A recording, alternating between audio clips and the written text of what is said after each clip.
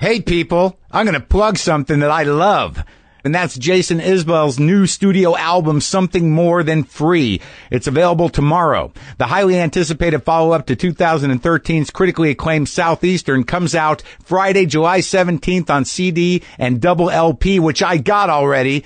And it's amazing. I'm gonna say that it's as good, if not better, than Southeastern. And that is high praise, my friends, if you know that album. You can get the new record in stores everywhere, online at iTunes and Amazon. It includes the new single, 24 Frames. Jason Isbell's Something More Than Free, out tomorrow, July 17th from Southeastern Records and 30 Tigers. Buy it now on iTunes or Amazon, or go support your local record store. We're also brought to you today by Blue Apron. Blue Apron sends gourmet recipes and all the fresh ingredients you need to make them right to your door. Blue Apron, it's a better way to cook. And our listeners get their first 2 meals free. Just go to blueapron.com/WTF. Start cooking incredible meals at home with Blue Apron. Blueapron.com/WTF. Oh man, that new Jason Isbell record. Damn. Yeah. All right, let's start the show. Lock the gate!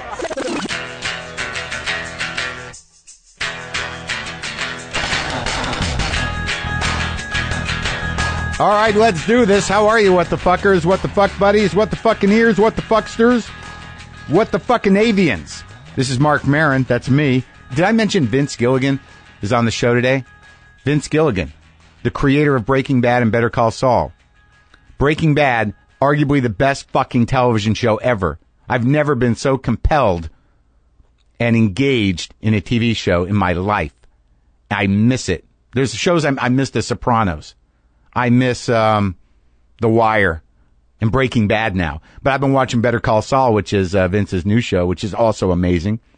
Bob Odenkirk is doing an incredible job in the acting department, as is Michael McKean and the supporting cast. But yeah, he's a genius in my mind, and I was nervous to talk to him. I didn't do any real research around how he talked or even what he looked like necessarily before he came over. And I was nervous. Like I was nervous when I met Paul Thomas Anderson, because these guys in my mind are fucking geniuses. And I thought he'd be some dark wizard, but he's just a pleasant, smart, polite Southern dude. Had a great conversation. I love meeting people who I think are wizards, and they're humble and human and just great to talk to. So Vince Gilligan, that's today. It's going to happen momentarily. All right, okay. Also, before I forget, tonight on Maron, on IFC, me and my old friend, Sam Cedar, co-star. I made good on it. All right? Me and Sam go way back. There's a very exciting, tense, aggravated, comedic dynamic, and it's a very fun show. Sam comes out to help me with the patent troll problem. And and then it just gets kooky. It's funny. It's funny to see us together, and I had a great time. That's at 10 o'clock tonight on IFC. Me and Sam Cedar on the new Maron. Okay? Dave Anthony's there, too. All right? Dave Anthony is there. He'll be there. Okay? He's there being creepy. All right, so I just need to say that because sometimes I forget to plug my own show. Okay. Done. Oh, somebody asked for me to give you a cat update. I forget that there's ongoing narratives in my life that I just leave hanging. And I do have some updates. I do have some updates on the cats. Monkey, last night, see, this is really when you know that you're too entrenched in the cats, in the cat world, in cat life.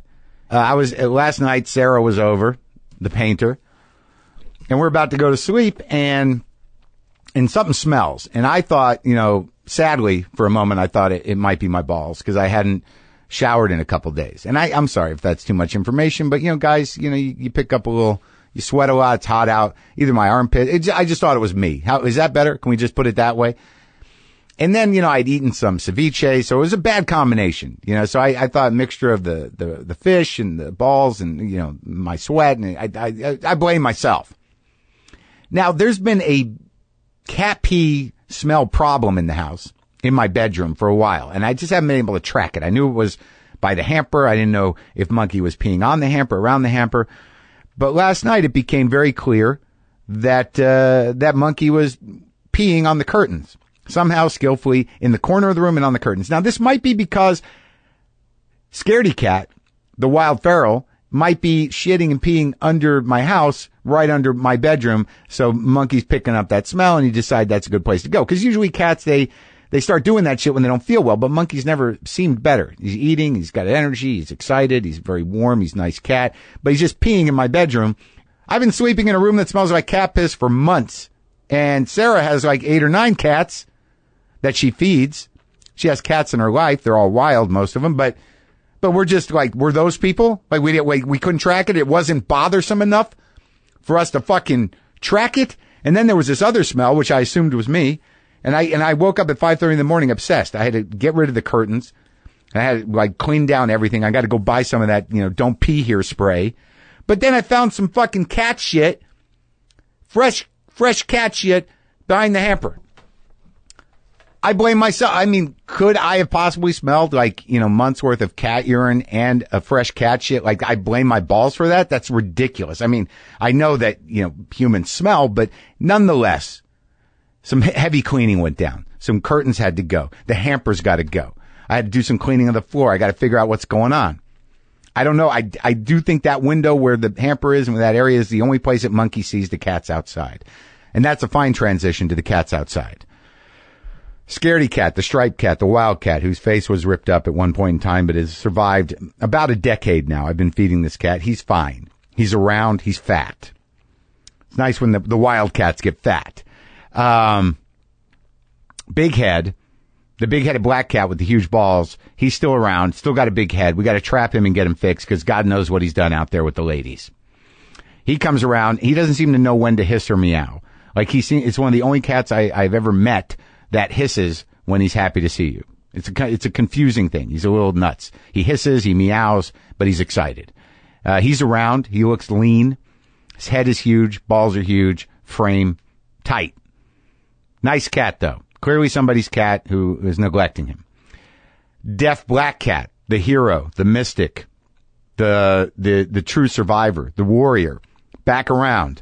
I see him hanging out. I watched him approach the bowl last night. Now, for those of you who are just listening to the show, I've had a relationship with this cat on and off for a few years now. It's a wild cat. Can't hear a fucking thing. Nothing. Deaf as fuck. It lives out there among coyotes and other wild cats and disappears for months at a time. And right when I think he's gone, he's dead. How could he not be? He's deaf. Boom. There he is on the deck, cleaning himself. It takes a lot for him to approach the bowl because he's got to fight skunks. There's one baby skunk left of a skunk litter out there that seems to be lingering. He was abandoned. I guess this is his neighborhood. I don't know how skunks work. Also, a side note, thank you for all the information about birds, about those junky birds that are hijacking my hummingbird feeder. I believe we're going with hooded oriole. A lot of emails and tweets with pictures. Seems to me an ornithologist. Is that what they are? Is that the right one? The birds? Ornithologist? Is that it? I'm going to go with that because I'm not going to Google anything. I hope that's right and that's not like some sort of specific type of cancer doctor. Hooded oriole. I think you're right. Hooded oriole. Bad word for me with my rolling L's and my inability to say R's or S's. Phew. Is it too late for speech therapy? Folks, listen. Are you cooking with Blue Apron yet? Blue Apron delivers farm-fresh ingredients and step-by-step recipes to your home so you can create healthy, handcrafted meals without going to the grocery store. For less than $10 per meal, Blue Apron sends you fresh ingredients, even ones that are typically hard to find, and they're perfectly proportioned. It's easy to do, and you'll feel like a pro. Blue Apron is perfect for date night or cooking with friends. Have them over. They have family plans as well and vegetarian options, and no matter what, they won't send the same meal twice. I love when I get Blue Apron delivered to the house. It's exciting to open that box, folks. If you ordered Blue Apron this week, for instance, you'd get ingredients for Vietnamese chicken wings with lemongrass brown rice, or squid ink linguine pasta with shrimp and cherry tomatoes. Or how about rice and beef stuffed poblano peppers with lime crema sauce? Huh? How about that? You'll cook incredible meals and be blown away by the quality and freshness. Blue Apron, it's a better way to cook. Check out this week's menu and get your first 2 meals free by going to blueapron.com/Maron. The first 2 meals are on me, people, when you go to blueapron.com/Maron. Vince Gilligan, just a few minutes. I did want to share something with you. Can I? Can I share something with you? I don't know when one becomes funny. I know that I was pretty funny and disruptive in school, but I don't know if I was always funny. You know, I know I was a somewhat sensitive kid. I know I was a gregarious kid, precocious even, annoying to adults. But my father's sister, Linda, my Aunt Linda, who I don't see that side of the family much, they live down the Jersey Shore, and I'm not that in touch with them, which is sad, but it's my fault. They came to see me at the Red Bank show in Jersey, and she sent me a couple emails afterwards, and I hadn't talked to her in a long time, and, you know, I love them. They're my cousins and my aunt, but I don't see them. I'm detached. I'm not as connected to family as some other people are, or perhaps that I should be. But she shared these two these two stories that I will share with you. This is very old material. This is very old Marc Maron material, and these are emails from my Aunt Linda. Dear Marc, do you remember when my parents lived in a two-family house in Jersey City? That would be my grandparents, obviously. The Olgan family lived upstairs, and we could hear them going up and down the stairs. You were about 3, and you would ask what the noise was. Your grandma and grandpa would say, "It's the Olgans." One day, the Olgans stopped by to say hello. When you were introduced, you exclaimed joyfully, "The Olgans are people!" I always smile when I remember that story. You never know what kids are thinking, love, Linda. The Olgans are people! Solid tag. Solid tag. I told her I loved that story, so she sent me another one. Dear Marc, do you also remember your grandma and grandpa buying you tickets to the circus in New York every year? You were scared of the clowns. Then one day you asked them if they loved you. They said that they certainly did. And then you asked them, then why do you keep taking me to the circus? Boom! You were certainly a lovable little guy. Solid tags. Man. You know what?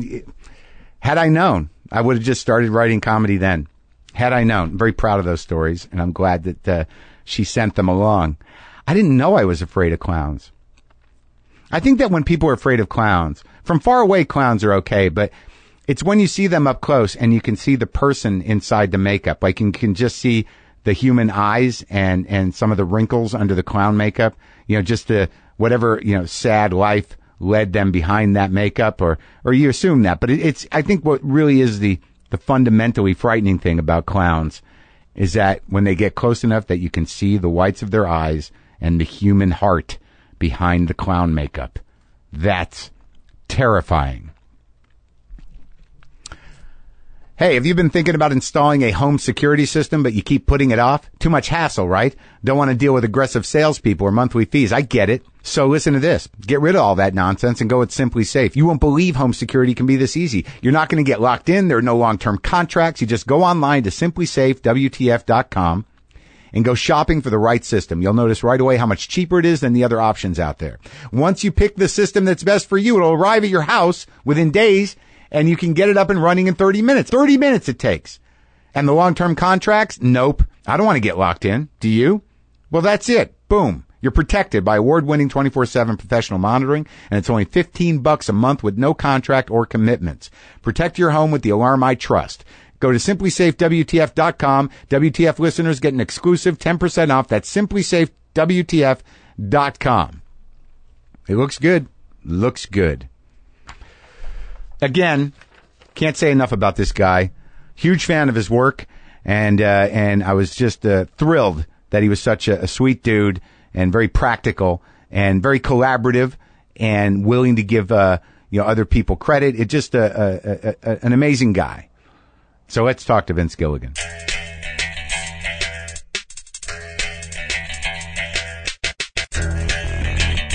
So you spend a lot of time in my hometown. I grew up in Albuquerque. Yes, you did, didn't you? Yeah, I did. And you went to high school at Highland High. Highland School, High. And we shot a really memorable Breaking Bad scene in Highland High. You did? We did. Which one? I've seen all the Breaking Bads. Right on. There was a scene at the beginning of season 3, and in it, Walt is in his high school. He's still teaching there, and it's in the gym, and he's full of people in the gym. That was the gym? Yeah, that was the gym. That's why I didn't recognize it. I don't think I ever set foot in there. Oh, okay. In the gym. I think maybe I went to one assembly. Yeah. Certainly no sporting in my past. Me neither. But it's really bizarre to me because I had Cranston in here And it was one of the biggest regrets of my career as an interviewer that I was so nervous and I was so wanting to talk to Walter White, I think, for most of the interview. I thought in my mind that, but for some reason, once we got talking, he was intimidating to me, which he shouldn't be because he's a very polite, very sweet guy. Yeah, sweet guy. Yeah. I didn't mention Albuquerque once. Oh yeah, okay. So and I knew he had a house there, and I grew up there. We could have bonded personally. Blew it. Yeah. Why? Well, let's go back to like who you are, because I'm a huge fan of Breaking Bad. I'm a huge fan of Better Call Saul. I love Bob, and I've known him for years. Yeah, right. And Breaking Bad's one of those experiences you have. Like, it's one of those things you turn people onto it, like you would turn them onto meth if you were into meth. Like, what do you mean you haven't watched Breaking Bad? What the fuck, dude? You gotta try it, man. You gotta fucking try it. Thank you for that. Well, they're not gonna get out. Thank you for proselytizing for sure, man. Yeah. Anybody who gets through, anyone who watches 2 or 3 episodes of that and doesn't get hooked, like, I don't need to talk to that guy. Who the fuck needs that guy? I love it. Thank you. But I can't say the same about the X-Files. Right. Okay. And I know you come from the X-Files. Yeah. Like, I don't know why I never watched it, because I'm a fan of conspiracies more than sci-fi. Sure. But I never locked in. I guess I could, and I've watched a couple. Sometimes timing counts for a lot too. Sometimes you come to something at a point in your life and you're into it, and you might not have been into it a little bit earlier, a little bit later, or maybe it's just not your thing. Where'd you grow up? I grew up in Virginia. I was born in Richmond. And then I lived for a big chunk of my formative years in a little town called Farmville, which is 65 miles west of Richmond. Really? And it might as well be named Mayberry, right? It's named Farmville. Yeah. And how old are you? I am now 48. All right. So do you have siblings? Yeah, I have a brother, Patrick. My brother. Is he older? He's 4 years younger than me. Oh, younger. So you're the oldest. I'm the oldest of the two of us. It was on you. Yeah. To be the guy, to be the leader. Where'd you lead that kid? I led him into a very different life that I didn't lead him anywhere. Really? He was his own boss, and he's a wonderful brother. But we're very different. What's his thing? He's just a great guy who's now a father, and I am not a father. So now, for the first time at age she's about age 46 for me, I became an uncle for the first time. Well, that's which is exciting. wonderful. My brother Pat and his lovely wife Miho have a little daughter named Maya, and she is so cute. It's so wonderful spending time with the three of them and with her. And that's nice. And now now they did it, so you can go have time with the kid and leave. Yeah, it's really been a grandpa or something. You get to spoil them, and then. Are your folks still around? Both my folks are still around. They're back in Virginia still, and I'm lucky to have them around. Generations in Virginia, like you go back in Virginia. Or you don't really know? I guess you know what? I always wonder. I see those commercials for like Ancestry.com and stuff. Do you do that? Do you ever? No, because I don't know how far, like, I know the Jewish thing, you're only 1 or 2 generations back, and then you're in Russia, Poland, or or Germany. That's it. Eastern European. I'm kind of curious. I am too. I kind of am too, but I haven't actually gone and done it. And like if my mom, especially my mom, if when she'll listen to this, she'll say, you know all this, and I know my grandfather, and I knew my grandfather, both grandfathers, but going back many generations, I don't know about that. But the South is like the South, though. Like, I've become more fascinated with the South. Yeah. Like, I used to be sort of snotty about the South, a little condescending. Mm-hmm. But the more I go there, out of all the places I visit in the country, it's the most interesting. Like, it just feels like there's a lot of weird history here. Well, there's some bad shit went down, but there's some good people here. Yeah. It's a moral struggle every day in the South. Well, of some kind. Yeah. Well, what was it like growing up for you there? I mean, did you feel that? It was great. I love Virginia. I love my home state. I don't get back often enough now. I only get back once a year. Did you grow up with horses or anything? I mean, I grew up around them, and cows mostly. Cows? More cows than horses. It was called Farmville, and it was aptly named. Oh. But they weren't. None of them were ours. We grew up in a little subdivision. Oh, how'd you end up there? Well, my mom was from Virginia. But in Farmville, like, it seemed like you were in Richmond. Yes, we were in Richmond. My dad met my mom in Richmond, and he was from Syracuse, New York. So my dad's side of the family was from, upstate. And the first thing, when my dad moved, or my grandparents on my dad's side, they moved to Richmond in like 1957, 56 or 57, and they got there because they wanted my grandfather, Vincent, who I'm partly named after. Partly? Well, I'm George Vincent Gilligan Jr., so my dad is George, so I'm a junior. But my grandfather had worked at a GM subdivision, I think. Yeah. Making car parts? Making car parts, and he wanted to be his own boss, and he had the opportunity in the late 50s to buy a used bookstore in Richmond, Virginia, which he had never visited before. So in the late 50s, he bought this through, it was the back of an ad in a book dealer magazine. That was the big idea? It was a big idea, and he was wonderful at it, and he was his own boss until he passed away, from the late 50s till he passed away in the late 80s. He kept a used bookstore. Yeah, in Richmond, and the first thing they did, and so they moved, he and my grandmother, his wife, Jean, that they moved, and my dad went with him. My dad was about 17 or 18 and was, I think, just about to go into the Marine Corps. But they moved to Richmond from Syracuse, and the first thing they did was put a big Confederate flag up in the window of the new bookstore, not because they believed in that or anything, but because they were afraid, this must be a town where that will be important to do. Right, so then we're from up north. We just want to know that we want to sell some books here. We're not carpetbaggers. Right. We want you to know that. So how long did that stay in the window? Probably not too long, because they realized most folks were like, whatever, man. I think most folks would be like, what kind of bookstore is that? Yeah, right. Well, Richmond was different in the late 50s. Was it? Yeah. Oh, I mean, I from what I hear, I was not around myself. So we had the used bookstore for 30 years? Yeah, at least from about... What was it called? People probably knew it. Richmond Bookshop, and it's still there, and the old sign is still up. Was he a character? Did people know him? Like, do you run into people who are like, I know that bookstore? He was very well respected by the folks who knew him. He was a wonderful guy. He wasn't really a character per se. Right. I guess, he wasn't colorful in a character-y sort of sense, but he was a wonderful bedrock kind of a guy. Did you have experiences in that bookstore? Oh, yeah. I think it gave me a great love of reading. My brother and I, growing up and visiting, driving in or being driven in from Farmville, an hour and a half drive, and then staying the weekends with my grandparents in Richmond and visiting the bookstore. And my grandfather never really had two dimes to rub together because he didn't make a lot of money, but he made a living. Right. He made a living doing this. Did he have a lot of good books? He had wonderful books, and I got into science fiction, and I got into... In his bookstore? In his bookstore, and he was great because... we would just, my brother Patrick and I would go around and pile up books and say, Grampy, can we have them? We call him Grampy. Yeah. Grampy. Grampy, can we have this one? Yeah, sure. Grampy, can we have that one? Only occasionally it'd be some really expensive book, and he'd say, well, how about you just read that here, but not take it with you? He was wonderful. He was so generous, and we got to love, Patrick and I both got a love of reading from that. And you had a relationship with your grandfather. Yeah, wonderful. What was some of that first, so sci-fi was your thing? Comic books, except not the cool kind that everybody makes movies about now. What do we mean? Richie Rich. That was what I was into. Richie Rich. All the Harvey comic books. So that must be these are the seeds of Breaking Bad. Richie Rich. Richie Rich was born rich. Yeah. He didn't have to work for it like Walter White did. Did you liked Richie Rich? He was conflicted about being rich. When did you first start to sort of realize that, because like to gravitate towards...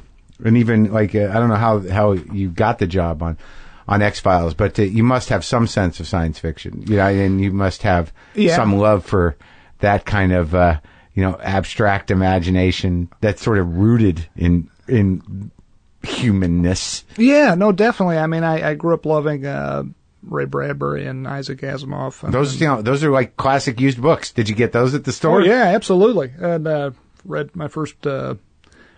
Frank Herbert and who else? I read. I did not read as deeply. I read very broad and very broadly and very shallowly. Is that shallowly? Is that a word? Yeah, but why not? But you know what? When I started on X-Files, I was writing for the movies before that, and I considered myself a comedy writer. I consider myself a writer of comedic movies. Well, I believe and I said it from early on that Walter and Jesse were a comedy team.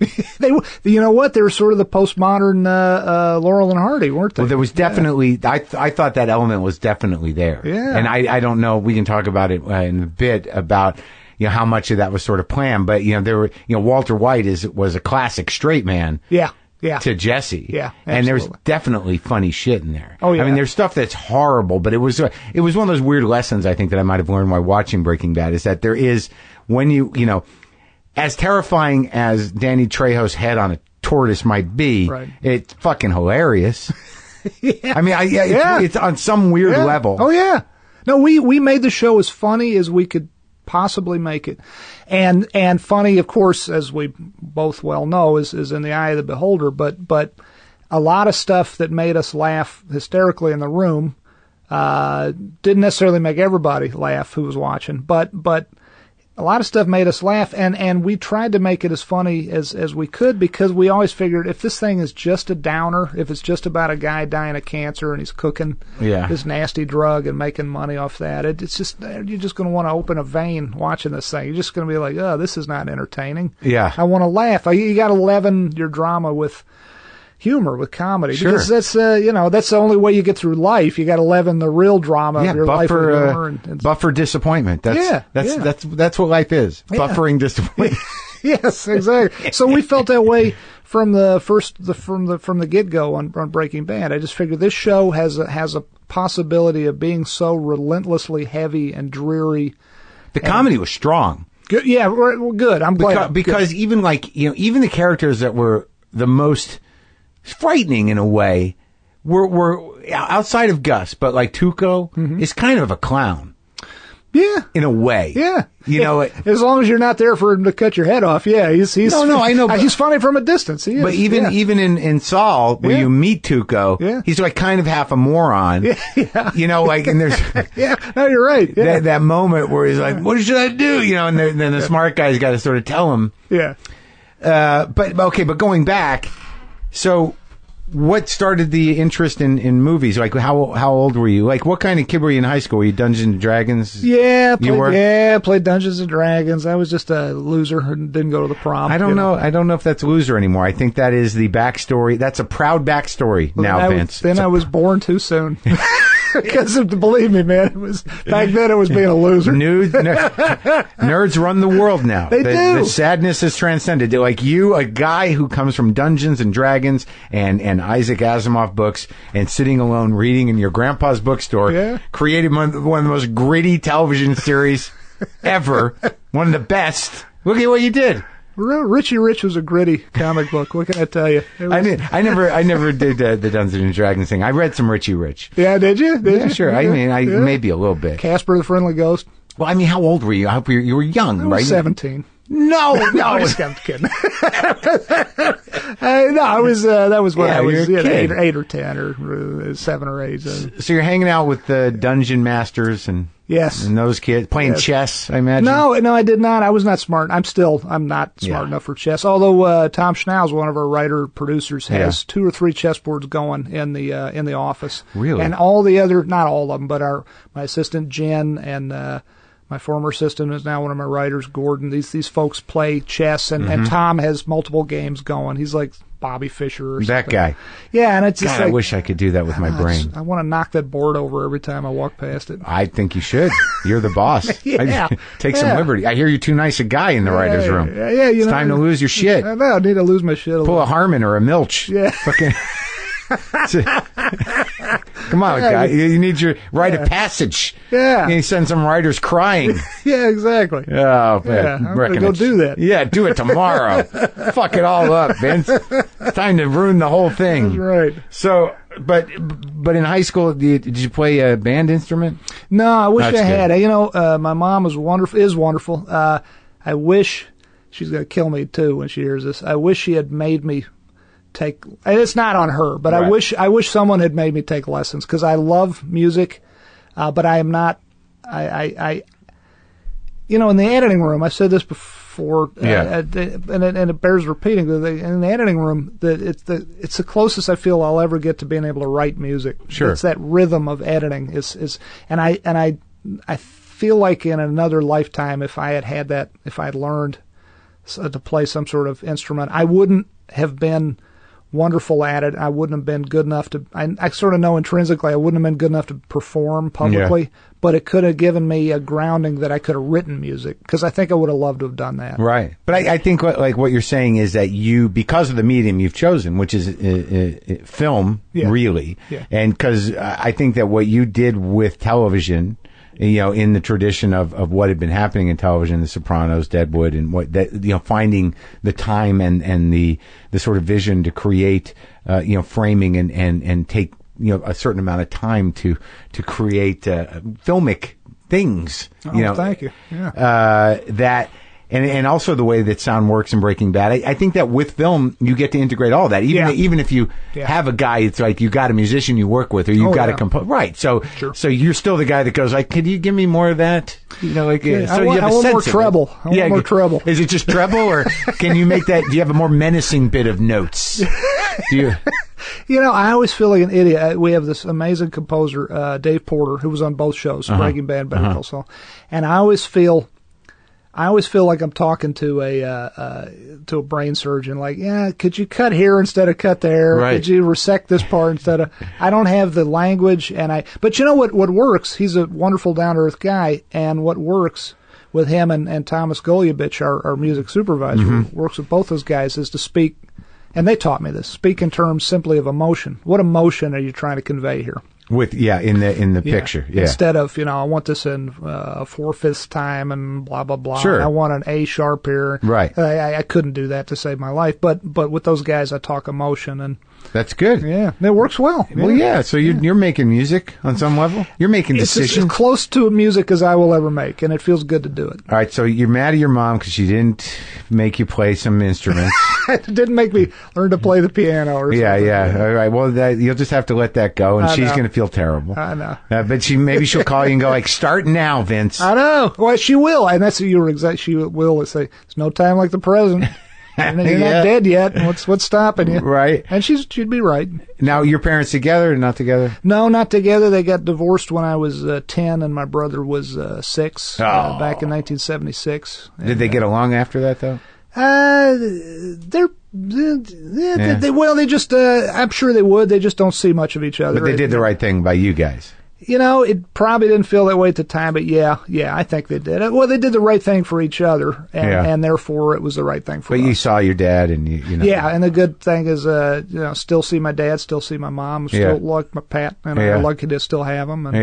And then I got my Uncle Gary. He's that's the other family we have, who's a great guy, and he's in Virginia. So it's one fell swoop. I get to visit all of them. Oh, it's good. Knock it all out in one. See the kids, see your brother, see mom and dad. Well, no, actually, Patrick and his wife Miho and my niece are out here. They're down in Garden Grove. Oh, so they all live here. Yeah, which is even better. It becomes less important to go back to Virginia. Well, no, I love going back. I just I only really, it takes forever to get there. It's like because it takes a flight to Atlanta and then a flight to Richmond, and it takes all day. And I don't on the little plane. Well, it depends. Sometimes, yeah, but I do those a lot. Yeah. I don't. Sometimes they bother me. Sometimes they don't. Sometimes I'm like, oh, good, I can see the ground. I feel like I'm in a car. Oh, okay. Like I feel like I'm flying. Like I get that. Like there's sometimes I feel better to know. I don't like it when I'm on a plane and you just sort of all of a sudden you're like, I forgot I was flying until we hit this turbulence. Okay, yeah. Yeah, and then you're like, oh, okay, we're a mile in the air. I remember now. God damn it. Are you a nervous flyer? Or do you not like? I can't afford to be because it's exhausting, but innately, like I know the odds are in my favor. Yeah. But there is that possibility. See, I'm not nervous about dying in the air. I'm nervous about being surrounded by, going through TSA and taking my shoes off and all this stuff, and then you just never know who you're going to get sitting next to you, and then the seats get smaller every month. You know what? I'm going to tell you something. I'm going to tell you a secret. You're at a point in your life now where you can go ahead and get first class tickets.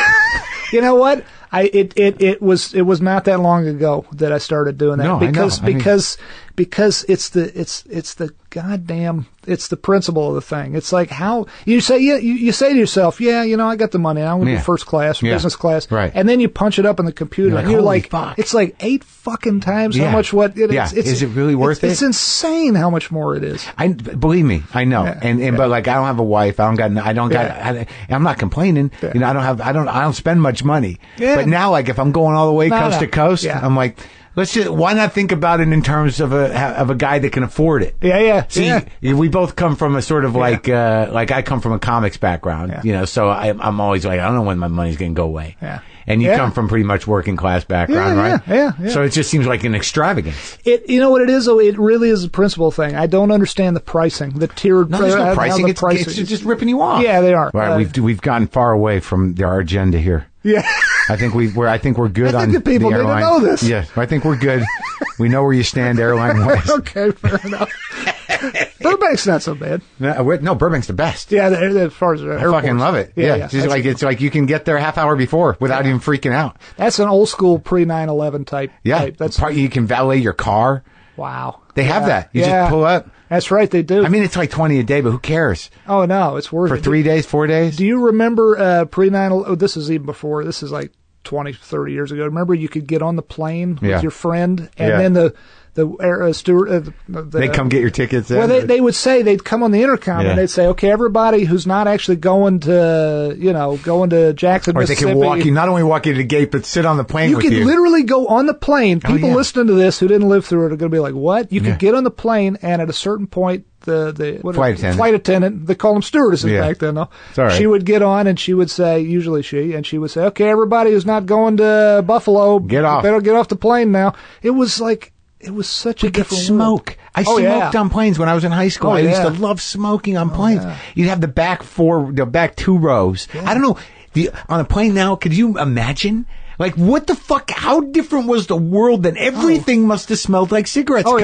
If someone lit a cigarette on an airplane right now, it'd be like, what is happening? The air marshal would just shoot you in the head before the plane even landed. Smell, like everyone was so acclimated to the smell, I guess, because every plane had it. Oh yeah. And I had a 6th grade teacher in elementary school. Wonderful, wonderful teacher, Mr. Guthrie. I loved him. Great teacher. Yeah. He smoked a pipe in class, and it smelled so good. The best. They would take him away and just summarily shoot him against a wall now for doing that. We loved it. It smelled good. Did you smoke? No, I didn't. Never did. Pipes do smell better than cigarettes. Cigarettes are nasty. Yeah. Cigars and pipes, I like. You know what? I like, I smoke the occasional cigar. Yeah, right? Yeah, I like that. It's good. Couple times a year. Nice. Yeah. The good ones? But it's like... Sony cigars? I'm happy just with the flying on the occasional Sony jet ride. Okay. Yeah, I don't know. Anyway, it's a cigarette, so yeah. They're bad. My brother and my mom used to smoke, and you're right. We'd be in that little living room we had, and they'd both be smoking away, and I didn't even notice, and now it would bother me now. It would drive everyone crazy. Yeah. But it was everywhere. Yeah. So, all right. So now you're playing Dungeons and Dragons. You're not smoking, not playing any instruments. You're reading Ray Bradbury and Isaac Asimov. Yeah. Where does the interest, in where does your creativity start? Was it in film? Was it in? I love doing. I had a rich imagination, and it's held me in pretty good stead. I was lucky. I had a wonderful art teacher named Jackie Wall. This was in elementary school. She was a wonderful, and her son is 2-time Oscar-winning editor Angus Wall, who won for editing, co-editing. What did he? It was Social Network and. Was it Girl with the Dragon Tattoo? Anyway, he cuts for Fincher, and he and his editing. This guy you grew up with. And this grew up in the town of Farmville, which had like 4,500 people. And his mom was your art teacher. And his mom was my art teacher. He's a wonderful guy. She was a wonderful teacher, and I loved drawing, painting, sculpting, and she turned us on to so many things. We got to make little pewter sculptures, and we got to fire stuff in the kiln that she had, and she was a wonderful teacher. Did you do brass? Did you do any of that stuff? I did some of that later. I went to a school with the wax, and then you put it in the thing, and it melts out the wax. The lost wax process. I made a pair of silver earrings with that at a school called Interlochen, which was great. Where the hell's that? That's in Interlochen, Michigan, right near Traverse City. I went there 1 year. It was 9th grade. It was and Mrs. Wall helped me get into that. That was after elementary school. So what is that, like an exchange program? It was a boarding. It still exists. It's a excellent boarding school. The National Music Camps there in the summer, and then during the school months, it's Interlochen Arts Academy. And what else did you do there? Again, didn't date girls. What I more the list of what I didn't do was longer and but sadder. How'd you? But you tried sculpting. You drew. You painted. Did metalsmithing. Did blacksmithing. Made some pottery. Painted. Stuff like that. I was a visual arts student. Most of the kids there were music and performance arts students. And so you're always heading that way. Like I kind of always was. I was always headed in. Thank God for Mrs. Wall. Yeah. And she, but I just always was into that stuff. And that's what I was doing all through high school, being a nerd. I was writing scripts, and I was making little for movies. Little short films on Super 8 film. You made them. You had a Super 8 camera. I didn't have one. Another wonderful thing about her is she loaned me hers every summer, so I got to keep it for 3 months over the summer. Like with the little reels, like film. Yeah, a little Super 8 film. Yeah. And you were cutting it too. You had an editor. I would cut it. She let me use the janitor at the school. It was called the J.P. Wynn Campus School in Farmville, Virginia. It doesn't exist anymore. It was a great school. And she let me use a janitor's closet as an editing room. Huh. And she lent me her editing machine, and I would cut the Super 8 film. And it was What were those for early films? What were those early Vince Gilligan films? I did the one that was my magnum opus for elementary school was called Space Wreck. And my brother Pat starred in it, and he is in a spaceship, which I had so much fun building. Yeah. And full one. How'd you build it? It was a little foot long or less than a foot. Oh, so you're using model. Effects. And I shot it against a piece of black fabric with little grains of salt glued on it for stars. It looked like shit. Yeah. You didn't poke holes and put a light source behind it. No, because that would have been too smart. That would have looked too good. Yeah. I had to do it the harder and crappier looking way. But and my brother's in the spaceship, and he lands on a planet, and then he finds the wreckage of a ship, and he's checking it out, and some weird space slime has eaten through this other ship and made it crash. So he has to take off in a hurry to avoid it. But then you see, dun dun dun, to the bottom of the ship as it lifts off. There's slime all over the bottom. Oh, he's in trouble. Yeah, he's in trouble. And that's it? Yeah, that was it. That's pretty dark. Doesn't work out for that guy. No, it didn't. But it's pretty ambitious for a Super 8 film. If you saw it, you wouldn't think so.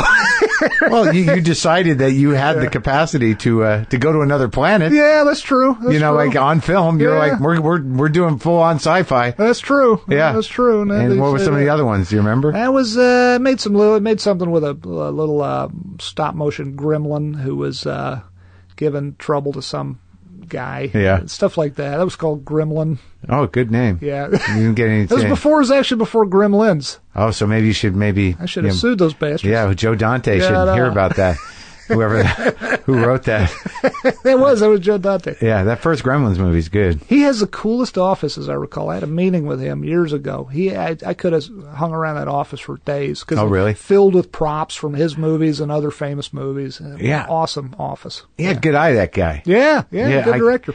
So you do these different schools, you're in the arts, and when did you sort of realize it was film that it was going to be? I love movies. My dad, George, Senior, he would wake me up. This was way before VHS tape and obviously way before DVRs and all that. The late movie'd be on, at 2 a.m. He'd wake me up and he'd say, hey, come on, wake up. You gotta watch this. We gotta watch Bad Day at Black Rock. Really? So, what's that? Oh, it's a great movie. You gotta watch it. Spencer Tracy's this one-armed guy, and he's just come from the war. And he said, watch him karate chop this guy in the throat. This guy named Ernest Borgnine. Yeah. He just watch him chop this guy in the throat. It's great. Yeah. It was that kind of thing. So it was a regular occurrence where he'd wake you up and have you watch these great movies? Probably only a couple times, but I have such a fond memory of that. And he turned me on to these great movies. Like what other ones? What else? Westerns? Oh, God, yeah. Westerns, the spaghetti westerns, the John Ford westerns, The Searchers. The Searchers, right? Searchers, great. Because I realized, there are shots that you got. Oh, yeah. In Albuquerque, outside Albuquerque. Oh, yeah. So you're thinking that. Oh yeah. Yeah. Oh yeah. It dawned on me when I directed the pilot of Breaking Bad. Yeah. I was ripping off William Friedkin a bit from The French Connection, which is another one of my favorite movies. What part? The steady, but nonetheless handheld camera. Right. The French Connection is shot with the cinema verite, this sort of newsreel. Right. Way of it's as if someone's running around following Popeye Doyle, right, and he doesn't have time to set up a tripod, so right, everything has to be handheld. Right. But it's not this caffeinated handheld that's moving artificially. It's someone holding the camera as steady as they humanly can, but there's still breathing to it. And you did that. I was ripping off Friedkin there, and I was doing that because when I was doing the pilot, the scene where we see him naked. Well, actually, throughout the whole series, really, you did a lot of that. That steady. But you were aware of that. You were like, I was thinking of Friedkin and the French Connection. Where'd you learn that he did that?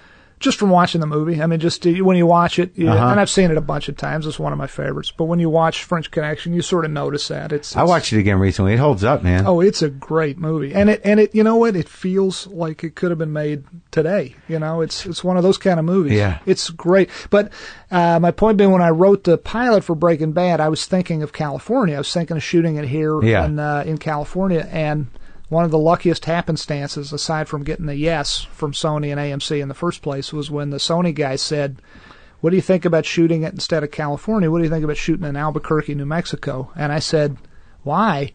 And they said, because New Mexico has this wonderful rebate, this tax incentive. And they got this. Did you use those studios out there? Well, yeah, we shoot at Q Studios right near the airport, and they're great too. But they said you will have more money at your disposal that you can put on film. And I said, I thought about it. And they said, and you can still make it California. Just put California license plates on the cars. And I said, no, we'll do it, but we'll make it Albuquerque because, unfortunately, there's a meth problem everywhere, pretty much all of the 50 states. But you get the great landscapes. And so this is what I'm heading toward. Yeah. It was such a wonderful stroke of good fortune, among many others, because directing the pilot, like I say, I'm thinking of the French Connection, but I'm looking around halfway through the pilot saying, this looks like a Western. Yeah. This is a Western landscape. I can think of John Ford. I can think of Sergio Leone. I can think of Bud Bedecker and all these wonderful, all the Howard Hawks, all the guys directing these wonderful Westerns. We can make this a modern Western. And that's exactly what we did. And we got to a point, Michelle McLaren, who was our producer-director and directed more episodes of Breaking Bad than anyone else, she and I would show, we would show the first 15 minutes of Once Upon a Time in the West to all incoming directors. Yeah. And say, we're kind of looking for this kind of a look, you know. You did? Oh, yeah, we did. We were very much going for a Western at that point. At what point? Right at the beginning? Well, I mean... you evolved, you realized I guess what I'm saying, I was thinking more of, like I say, thinking more of Friedkin and at the beginning, and that right. kind of, and then realizing, my God, look at these endless skies with these beautiful white puffy clouds. You shot it beautifully. Well, we had amazing DPs, starting with John Toll, double Oscar winner, shot the pilot, and then we had Ray Villalobos' excellent DP for the first season, and then Michael Slovis for the remainder of the series. They must have loved the opportunity to shoot out there. They did, and they got to... I mean, when we started, film was still was not rare like it is now, but we shot film too, 35mm film, all the way to the end of Breaking Bad, and that was another... Now that's a fading opportunity. It's all shot on film? Every bit of Breaking Bad. Well, yes, the show's shot on film. We had a couple shots here and there we did with little video cameras just to grab. So that's how you got the depth, I guess, and the richness. What was the primary difference outside of being you're beholden to nailing it a little more consistently? Oh, well, yeah. You don't have that monitor that shows you exactly what you're right. You can't just sort of like, hey, it's video. We can shoot as much as we want. It's video. It's not. Yeah. It's just a chip. It's a card. Well, when we started in 2007, HD video certainly existed. It didn't seem like as much of a a good idea at the time. I mean, guys they didn't like, have the red camera, or they didn't have it like any of those high end. I don't know if the red existed then or not, but and guys like Michael Mann were shooting Collateral and Miami Vice and stuff like the movie on HD. But it was still like a big deal. Like, we're trying this out. Yeah, it was a little more. I may be getting my history wrong. Maybe it was a little less experimental than I recall, but it never occurred to me to do that.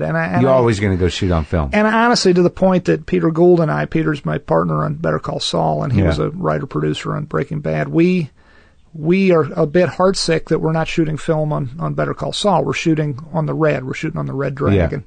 And we miss film. And the Red Dragon looks great. And it's one of many cameras. The F-55 by Sony looks great. But the Alexa by Arri. But we miss film. Why? I don't have a great reason for you other than I miss the history of it. When I think of film, I think of all the wonderful movies that made me interested in this medium in the first place. They were all shot on film. It just has a romance to it. It has a lot of people will tell you it has a look that video can't replicate. I hate to say this, being such a lover of film as I am, but we had a very detailed test we took before Better Call Saul. We shot Arthur Albert, our DP on Better Call Saul, shot footage on 35 millimeter film, the F-55, the couple of the Reds, the Alexa, and then we had a blind taste test, as it were. He showed us all this footage, had it all color timed to look similar and whatnot. Showed us all this footage, and I figured if I could pick out the film, if Peter and I could pick out the film, we'd shoot film, even at the cost of, $100,000 more an episode, which is what they tell us we're saving, more or less. Yeah. And I hate to say it, we couldn't pick it out. Couldn't pick out the film. So, damn. And I felt so heartbreaking. So all of this long-winded way of saying, when you say to me, "What do you miss about film?" I can't say that video is inferior. I can't even say that it's fundamentally different at this point in its look. Right. I can just say that I miss film. I miss it, and I still want to be shooting on it. But I can't sit here and tell you why it's better. But you miss you can feel it. Yeah, it's a palpable thing. I miss. It's of course. No one has cut on film for quite a while. They've been, so you just immediately transfer? Well, I mean, we always cut on the Avid, and even on X-Files back in the mid-'90s, we were cutting on the Avid. So, you were shooting on film with that? We shot on film on that, but we cut on the Avid. So a lot of guys, the real proponents of video, the guys like George Lucas, I had an interesting the one time I ever met him, I had an interesting conversation with him. Someone told him who I was, and he said, Breaking Bad, I hear that's good. And then my boss, Steve Moscow, runs Sony Television. He said, "Hey, George, Vince," and he knew he was stirring up the shit when he said this. He said, "George, Vince shoots Breaking Bad on film." And he turned around at his heel and came back, and he said, "Why would you do that?" And he was like angry. Like, why would you shoot on film? Why would you? Yeah. Video's so much better. And what'd you say? I just listened because I'm like, it was just cool talking to George Lucas. Being yelled at by George Lucas. Yeah, I was getting yelled. I mean, I'm overstating it a little bit. He was pleasant about it. He wasn't angry, but he was proselytizing to someone who he could pull out of the depths of ignorance and show the light to, Sure. But he said, and he's right when he says this. He says, when these guys say this, they say if you're capturing photochemically, which is to say on film, and then you're immediately transferring the negative into ones and zeros and cutting on it and finishing on it, what's the point? Unless you're doing, unless the production chain, post-production chain is photochemical from start to finish.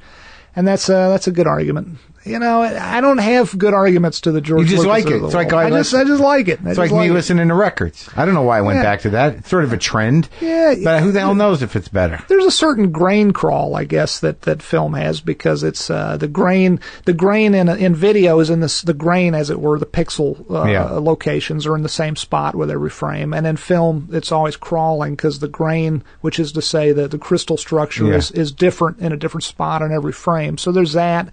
But these guys will say, well, if you want that look, you can burn that into you can bake that into the video, and we could do that. So can add it. It's like, yeah, but it's just not as romantic. I know. You want to be Howard Hawks. Yeah. You want to be William Friedkin. Yeah, the big camera. Yeah. Sure, man. Yeah, clear, check the gate. Yeah, check the gate. Well, we still say that. Sure. And then every time I say it, because you'll say, okay, that was great, check the gate. And then I'm like, why am I even still saying that? It's nostalgia. Yeah. So your dad showed you all these movies and got you 11 movies. Did you end up going to school for film? Yeah. And my mom, I can't leave her out. She was so, a bit more than my dad, in fact, was very supportive of me going to film school. Mm-hmm. My dad did say, as I recall, why don't you just be an electrician?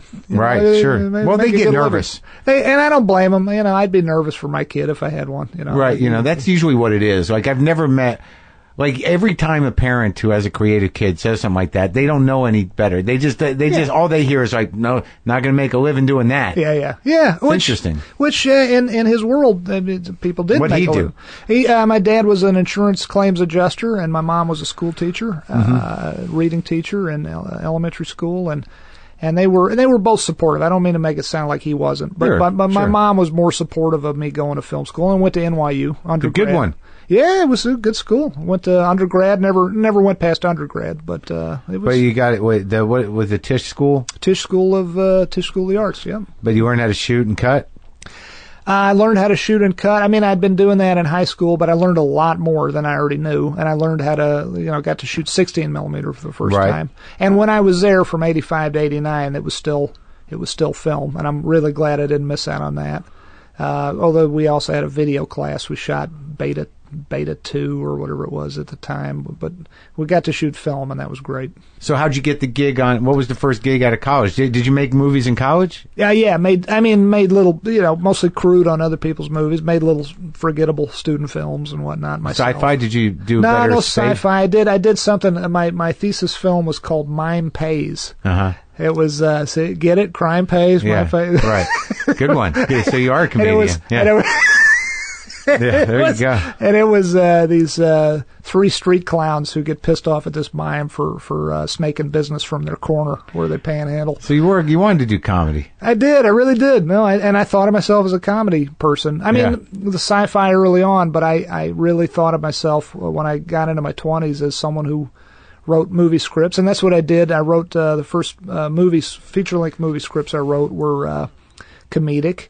I wrote a script called Home Fries as my thesis screenplay at NYU my final year, and I was lucky enough to sell it, and it got made a couple years later with Drew Barrymore and Luke Wilson and I don't remember that movie. It was I wrote it in '89. I won a screenwriting contest in my home state of Virginia with it. And one of the judges of the contest was a guy named Marc Johnson, who had just produced Rain Man. Oh, yeah? And he was an alumnus of UVA where the contest was held, and he contacted me after, and this was in late 89 or early 90. He said, hey, I like that script that you wrote. Do you have any others? And thank God I did at that point. Yeah. And cut to like 1998, I guess it was about 9 years later, he produced it, and it got made, and they shot it down outside of Austin, Texas. And it was Drew Barrymore, Luke Wilson, Jake Busey, Catherine O'Hara. Yeah. And it's 2 brothers who are really wrapped around their mother's finger, and they murder their stepfather at the behest of their mother. But dark comedy. Very dark, because the murder, it opens with this murder. They scare their stepfather to death. They fly a Huey Cobra for the Texas Army National Guard, and they scare him to death by chasing him around through the woods with this helicopter and shooting blanks at him. And so the cops find him dead of a heart attack, and so it looks like the perfect crime, except that it sounds so goddamn stupid pitching it now in hindsight. But Drew Barrymore was in her booth at the McDonald's, not literally McDonald's, but the fast food restaurant, with her headset on, and she overheard the whole thing. And she happened to be the woman who was having an affair with the older man who gets murdered. And when you pitch it, it sounds so ridiculously convoluted. It's fun though. Did it do well? No, it didn't do well, but it was well made. The actors were wonderful. The guy who directed it, a guy named Dean Pariseau, did an excellent job. Any failings of this movie were strictly on the part of the screenwriter. Oh, you So take the hit. Yeah, no, I'm taking the hit because it's, And did that get you to L.A.? That winning that contest got me. It didn't get me to L.A. Honestly, it got me a career which I fulfilled from Virginia. I moved back from NYU a year out of college, moved back to Virginia, bought a house, and had a girlfriend back, who's still my girlfriend, back in Virginia. And I love the idea of living in Virginia and owning a house, because I could own a house there. You gonna get married soon, or? We've been together 25 years, but right. yeah, we're still kicking the tires. All right. Her name is Holly. Okay. She's wonderful, but if it ain't broke, don't fix it. All right. Yeah. But I was dating her, and we were, and I bought a house and all that, and I was writing movie scripts in Virginia, and then going to Kinko's and photocopying them and putting them in a FedEx shipper and shipping them out. This is before. Sure. The internet and all that, or before I knew how to use it. And were you selling them? Yeah, and Mark Johnson on the other end, he'd get them in the mail, and I think I sold the first 2 or 3, or he sold for me the first 2 or 3 to TriStar. Yeah. And the first one to get made actually was something called Wilder Napalm, which I guarantee you've never heard of. No. That was Dennis Quaid and Deborah Winger and Arliss Howard. Damn. Two brothers again. Yeah. This is like my blue period or something, my Sure. brother period. But 2 brothers who are in love with the same woman, and they can start fires with their minds. Oh, good. A little sci-fi action. Yeah, a little sci-fi. A lot of fire. Yeah, a lot of fire. Yeah, exactly. But that got made, and so I was living in Virginia for the first 5 years of my career and making money in Hollywood. And I thought, I was like, it was great. It was a good deal. Yeah. But the movie writing started to dry up at that point. About 5 years in, started. How many got made? At the point things started to dry up, only one had been made, which is Wilder Napalm. That was 93. Oh, okay. So the other one came later. Yeah. But how many movies have you had made that you've written total? With my name on them, 3. And then the third one being, so Wilder Napalm, Home Fries, and the third one being Hancock, which a writer named Vi Vincent No wrote the first draft of that, did a great job, and then I was sort of hired to. Wait, was that the Will Smith? Will Smith, yeah. Yeah. Will Smith as a superhero. That was pretty good. It was a big credit, yeah. The reluctant superhero. He'd given it up, or he was homeless and kind of homeless drunk superhero. Yeah. That was pretty good. Will Smith has got great charisma, so he could read a phone book and make it interesting. So it starts drying up, and you're like, TV. Well, yeah, you know what? Yes, exactly, because things are drying up. I lost my Writers Guild insurance. That's the worst. When you go on Cobra, you're like, holy fuck, paying for your insurance. Well, like an idiot, I didn't even go on Cobra. I just sort of said, you know what? I'm gonna take a risk roll here. Roll the dice. Yeah, roll the dice. Yeah. Still in my early 20s sure. at that point, but I wouldn't roll the dice now. That's for sure. But anyway, then the show called The X-Files came along in 93. And you loved it? I loved it as a fan. I didn't have anything to do with it the first 2 years. I was just a fan. I just loved it. Yeah. And I called my agent. My agent at the time, she retired since then, but she was my agent until she retired, a woman named Rhonda Gomez. And I said, I was just talking to her, talking movie business. When am I coming out again? Is there another meeting for me, this and that and the other.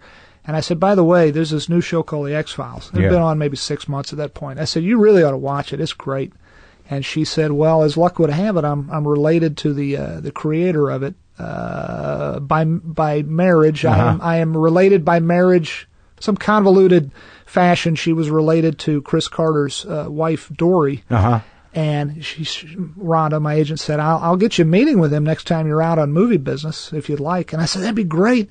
Not to pitch to him, just to shake his hand and tell him, I love your show. That's literally all I wanted to do. Uh-huh. And one thing led to another, and they were really desperate for writers at that point. Really? Season 2. Yeah. Because they had to do 26 episodes in season 2, and they needed help. And I was just at the right place at the right time. And Chris Carter gave me this job, which is the second greatest job I've ever had, which was, and a close second at that, which was writing and producing, being a producer, learning to produce, learning to direct, and learning to write, really, on television for the X-Files. So it was like the best film school ever, and they paid me to be there. And how many episodes did you end up doing? I mean, the show did 202 episodes over 9 years. I was there for about like 6.5. No, I was there 7 years out of the 9. I can't even tell you how many I had a hand in. I mean, because I sort of, my thing toward the end was rewriting scripts and then writing my own originals, and I can't even remember how many. But you directed, you wrote, I directed 2 produced, of them. Just 2. Just 2 as far as directing, but the first time I ever got to direct professionally was for the X-Files. Someone threw you a bone. They're like, all right, let the kid do it. Yeah, well, you know, and Chris was a great boss because he let us all take on as much responsibility as we could handle. And I learned so much. I can't say enough good about that job. And I wish I had a hand in the upcoming reboot that he's doing for Fox. They're doing 6 new episodes this coming year. Why don't you have a hand in it? I just don't have the time, and it breaks my heart to say that. I was asked, yeah. and I had a wonderful lunch with Chris, and he said, "You want to be a part of this?" And I said, and it just broke my heart. I said, "Man, I want to. I got Better Call Saul going, and I'm not a multitasker. Right? I haven't figured out how to do that." Well, it's hard. It's hard because something's going to suffer sometimes. Yeah. Unless I don't know how people do it. I don't know. So now, well, you're multitasking. You got this great podcast. You got your own show. It's exhausting. I bet it is. Like it kind of shreds your brain a little bit, and your responsibilities, I think, are a little larger, but you know what? Maybe not. You're the boss, man. Right. Yeah. But it's tough. Yeah, it is. And also, you have I have to be honest with you have a bigger budget than I do. Well, yeah, but budget. What does budget mean? Budget actually makes things easier, not harder. I mean, if you have less of a budget and you still got to get it done. Well, you want a little more time. Yeah, maybe a little more time. Time is money. Money's time. A little more time. Yeah. You know what I mean? That's what it really comes down to. That's what it comes down to. Because if I'm doing my show, I'm writing and I'm producing and I'm in every scene. Yeah. So we got to have the writing done before we start shooting. Yeah. And then it's just like in it. Yeah. And we're shooting 2 episodes in 6 days. They're like, Jesus. It's crazy, dude. Holy crap. It's crazy. I don't know how you do it. I don't either. That's insane. It's a little insane. That's good for my head is off to you. Yeah. Well, but the problem is if you pull it off, the network's like, great, you can do it like that. Yeah. Well, we've hit gold. Yeah. Do 3 in 7 days now. Exactly. Yeah, right. Yeah. So you met Cranston on the set of X-Files? I met Cranston. I wrote an episode. It was called Drive, and it was the beginning of season. I don't even remember. But it was when we first moved the production from Vancouver to California, and I had this part I'd written where Agent Mulder had to be stuck in a car with this crazy guy who's threatening to kill him. And the part was tricky because he needed to be a real scary, badass guy. Yeah. But at the end of the hour, you had to feel sorry for him when he died. And we had all these scary actors come in who could pull off the scary, but they couldn't pull off the human part where you felt bad for him and we were scared because we were nervous because it was like only a few days before it was going to start shooting. And this guy, Bryan Cranston, walks in. And it was just like this weight lifted off of us as soon as he read. Really? Because he was so good. This was like 99. Yeah. And I said, my God, that guy. As soon as he walked out the door, I said, off to wardrobe. OTW. Yeah. I said, this guy is the guy. And everybody in the room, all the other producers said, yeah, he was the guy. He's the guy. And I never forgot him. He was wonderful in this role. I had forgot him. And I said, even as the shoot was progressing for that episode, and you got to understand, we worked with a lot of great actors on X-Files, but I never had that eureka experience of saying, I want to work with this guy again in the future. Right. I know, there's plenty of people I would want to work with again, but I never had that experience of, I've got to find something for this particular guy. Right. Like I had with him. Yeah. And a year and a half later, after that episode airs, I'm seeing commercials on Fox for this new show called Malcolm in the Middle.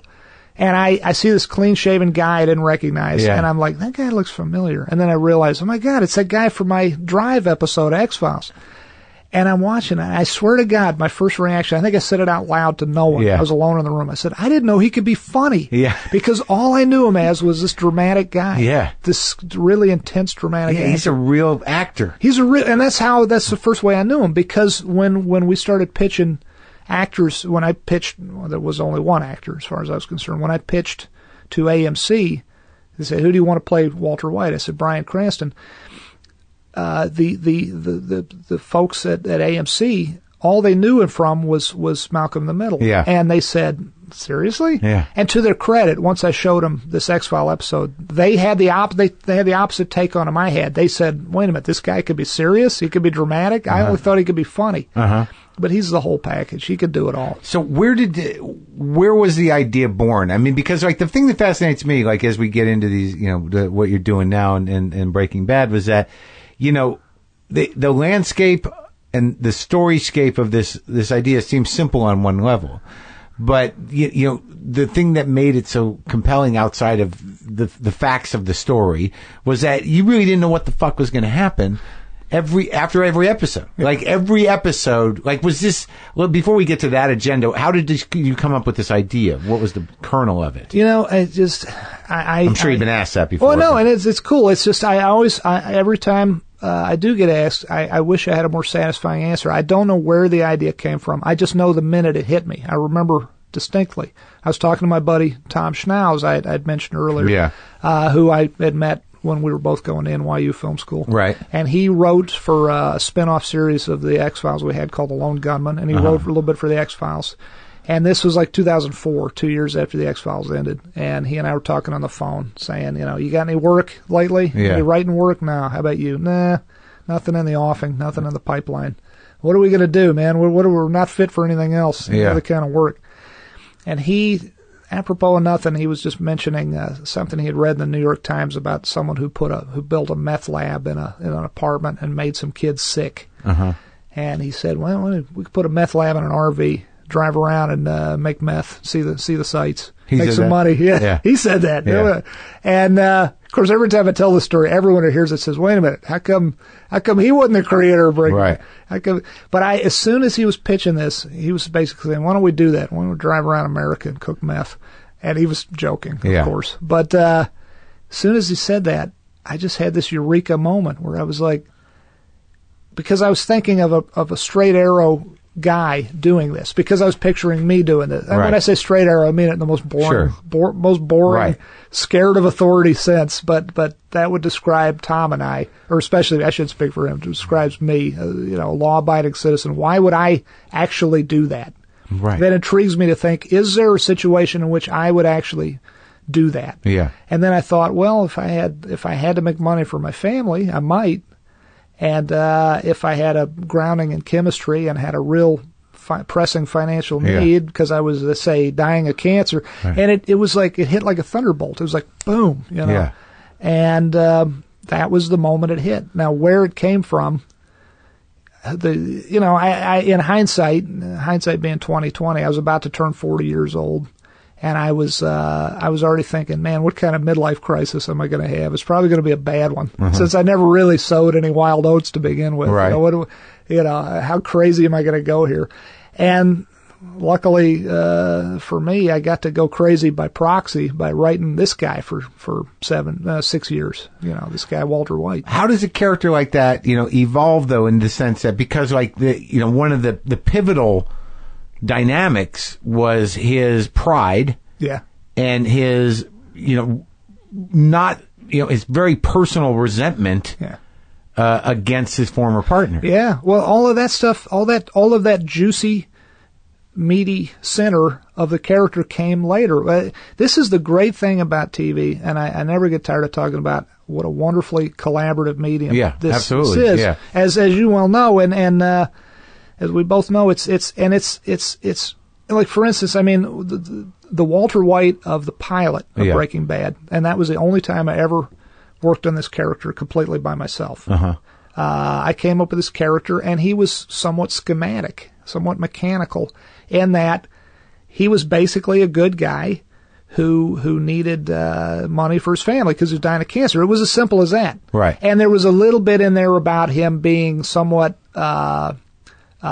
jealous of his brother-in-law's hail fellow well met abilities, and somewhat resentful of those, and so there's a little bit of that as extra fuel as to why he would cook meth. His DEA brother-in-law, the Hank, the DEA agent brother-in-law. There was a little extra fuel for the engine, dramatically speaking. But you didn't have the backdrop of the... I didn't have him being a prideful man. I didn't have him being walking away resentful. from... Yeah, and one of the best moments, and then once I had these wonderful writers around me and this amazing actor playing Walter White, Bryan Cranston, that collaborative nature of the medium starts to kick in, and ideas start percolating that I would have never had by myself in a million years. Of course. And one of the most important moments was the 4th episode of that first season, because what I had come up with was rather schematic and was going to quickly, I could see the writing on the wall. It was quickly going to, we'd be in danger of,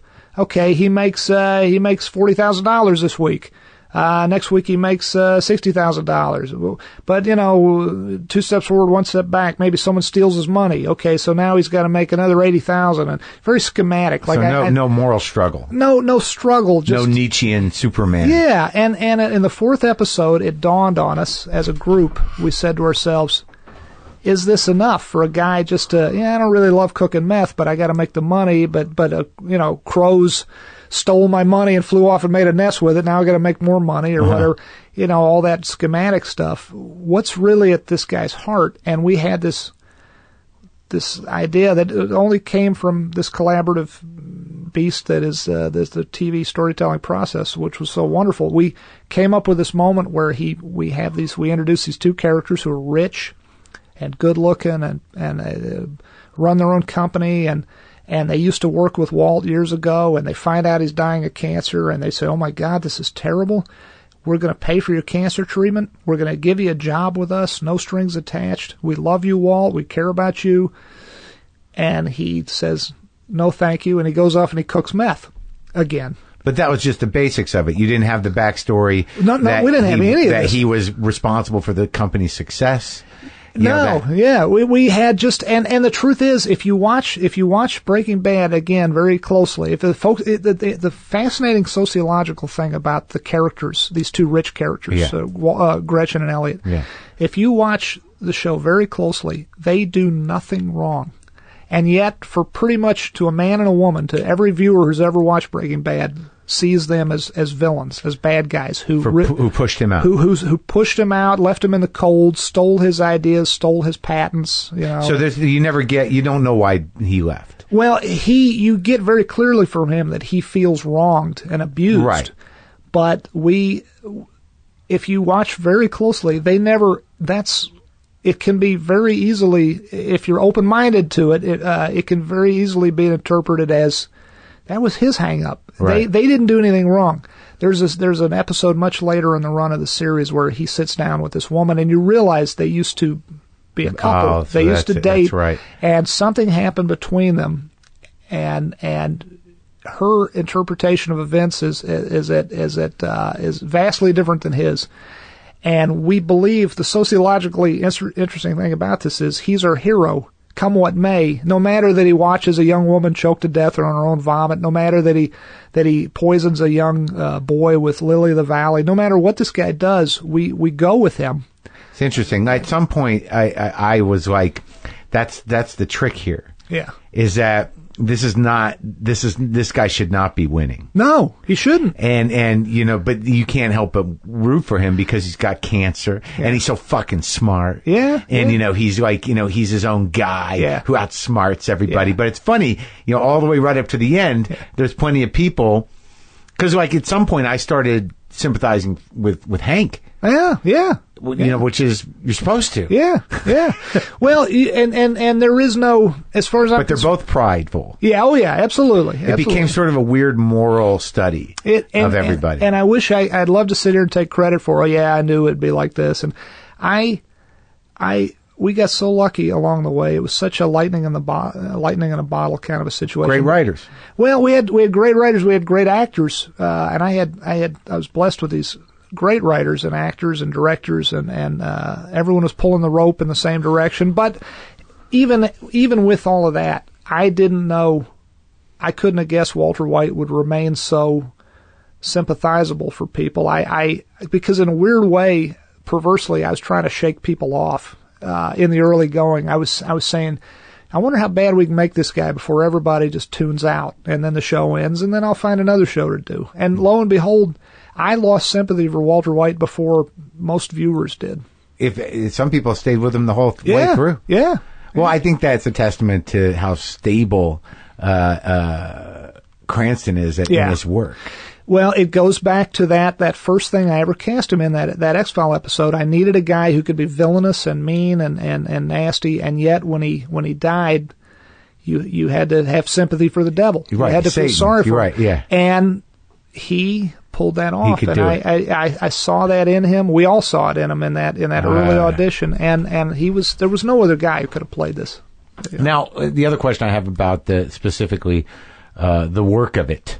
I mean, how much? Because I always wonder this, having just finished the third season of my own show. Yeah. Like I always assume that I'm doing something wrong, even though I'm working with guys. In terms of like, should I know what every season's supposed to happen? Do you have a Bible for the entire? No. If it makes you feel any better.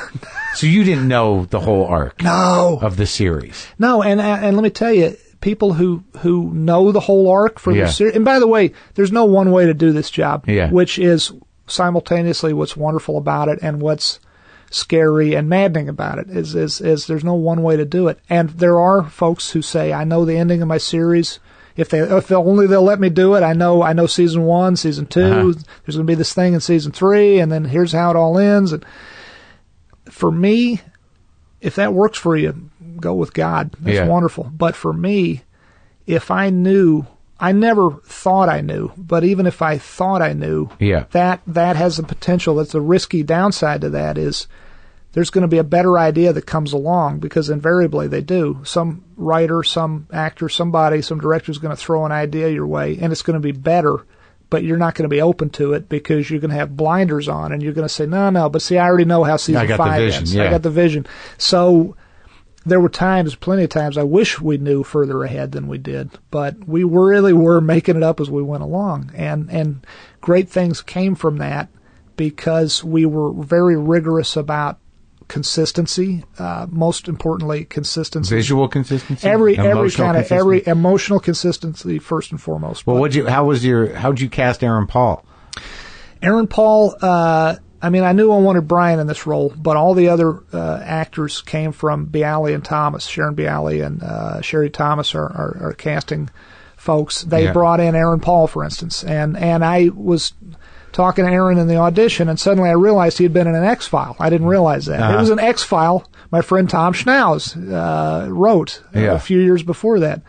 And he's a bit of a chameleon, too, so I hadn't even recognized him. But that was Bialy and Thomas who found him. And he came in and he auditioned. A couple of years ago, he said to me, do you remember how bad that audition was? And I said, what do you mean? He says, you remember I flubbed my lines so bad I had to start over?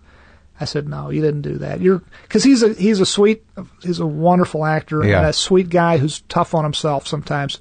I said, you're just being tough on yourself. You didn't flub the lines. And he said, I'm telling you I did. And I said, no, my friend, you didn't. And then someone showed me the tape, and damned if he wasn't right. He flubs his lines so terribly in the audition. And I didn't even remember that because he was electric in this audition. He was the guy. And it didn't matter remotely to me that he didn't get the lines right. Do you hear that, actors? It's true. Yeah. The tough thing, my hat is off to all actors. I've never done it. I couldn't. Not in any way that counts, and I couldn't do it for a living. And it's such a tough job, and it takes so much out of you. I got to think, and it takes so much willingness to risk defeat and risk rejection, and so much of it is. The trouble is, I as a producer, I usually know when the actor walks in the door before they even open their mouth if they're right for the part.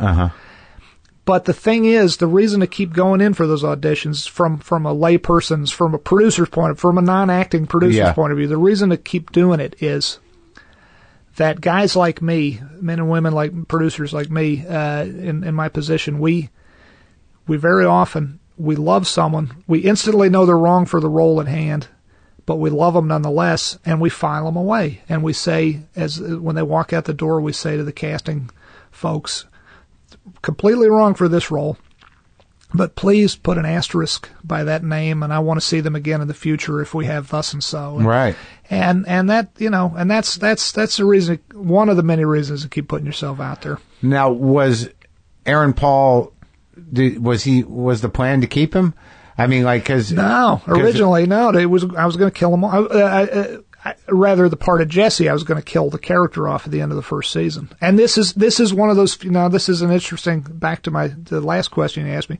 Did I know the ending of season 1? For instance, I thought I did. This is a great example of being open to better ideas, because I thought I knew that at the end of season 1, the character Jesse should die, having fulfilled his purpose of teaching him how to do this job. He would get killed horribly, and Walt, that would propel us into season 2, because Walt would feel guilty, and he would feel angry at the guys who murdered his former student, and he would get revenge, and that would be an engine of drama for season 2.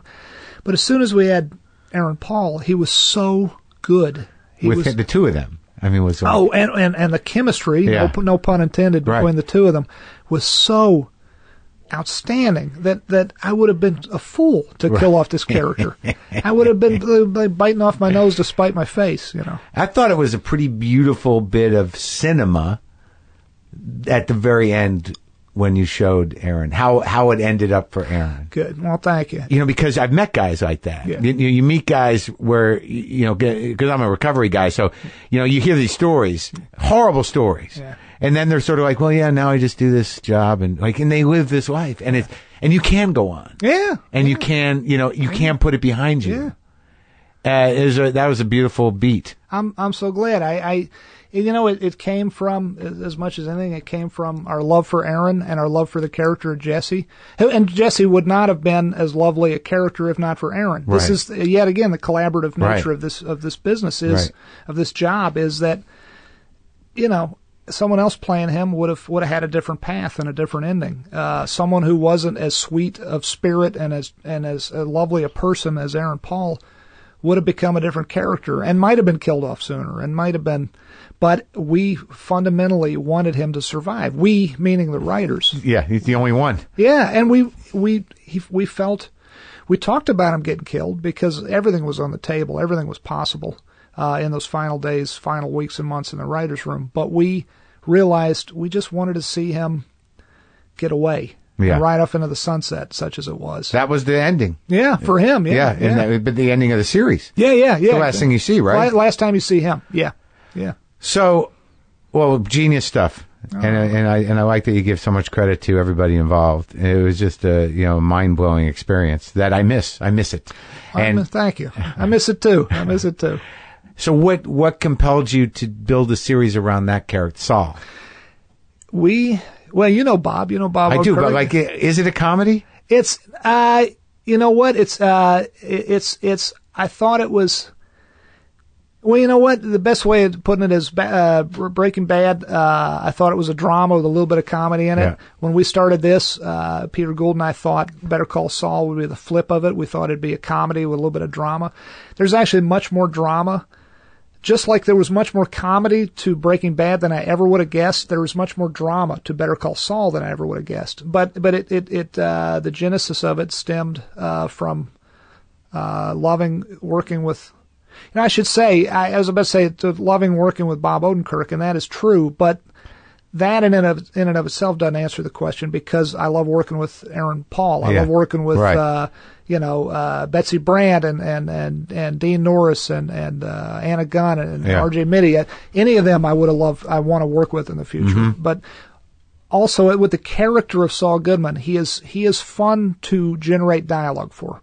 Yeah. He has such a gift of gab that most of us don't possess, and it's fun putting those words in his mouth. That was part of the fun of it and part of the interest in it initially. And also there's someone who becomes morally challenged and somehow, compromises himself and has to justify that. Yeah. Although having said that, we had so little, I'm embarrassed to say how little understanding we had of Saul Goodman when we started talking about doing a spinoff series.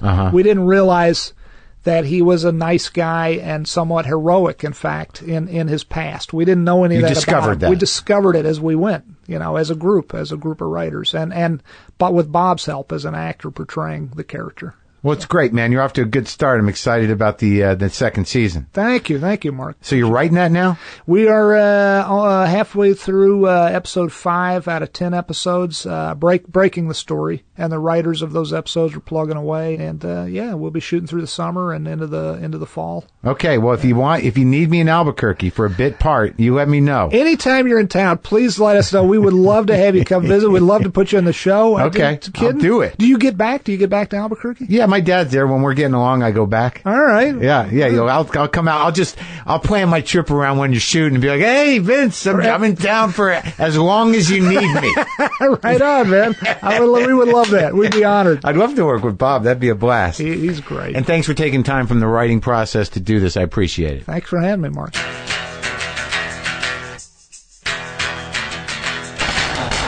Great guy, right? Right? Was I lying? Love it. What a great conversation. Listen, folks, I don't know if you did this. Did you check out the Jim Gaffigan Show last night? It'll be back every Wednesday night, all summer long on TV Land. The Jim Gaffigan Show is a comedy inspired by Jim's real life about fatherhood, family, food, and the funny. Jim's a star, obviously, and it also stars Ashley Williams as Jim's wife, Jeannie, plus Adam Goldberg and Michael Ian Black. You're in good hands with that cast, folks. Funny shit. It's a sitcom based on Jim's stand-ups. You already know it's for you. The Jim Gaffigan Show, Wednesday nights this summer at 10 p.m., 9 Central on TV Land. Okay. Yeah. WTFpod.com for that merch and the dates and everything else. Some of you missed my guitar playing. I found that very touching. So let's do it.